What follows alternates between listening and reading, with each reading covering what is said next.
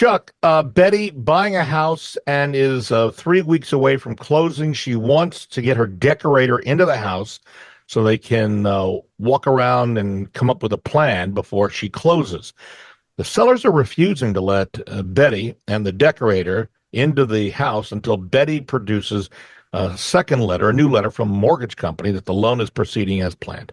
Betty says she's already supplied an initial approval letter, pre-approval letter from the mortgage company. So, Steve, you may want to jump in on this as well. And so she says she doesn't have anything else. Meanwhile, she's still trying to find a way to get the decorator into the house. Does she have any legal recourse at this point?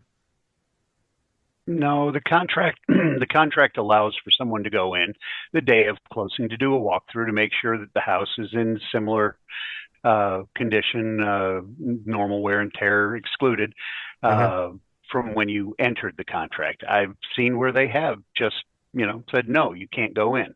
Most places they do. Most people will, recognize what you're trying to do. But no, I don't know of any way to force them to allow you to go in.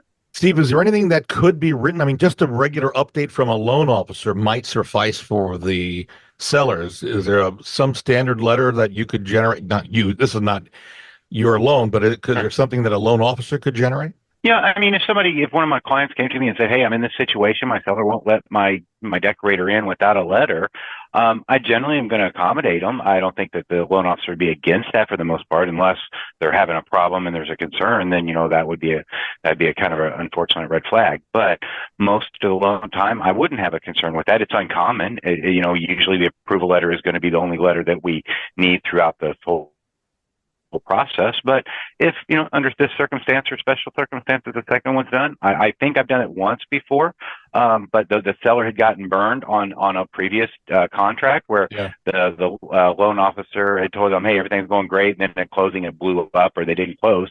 So the seller wanted some additional concern that not only approval letter was on, but when we got through underwriting, they wanted the verification that it actually was something that we could clear. So something along those lines, we accommodated. And in that case of the writer for this letter here, I would, I think if they reach out to their loan officer, hopefully they would accommodate that request.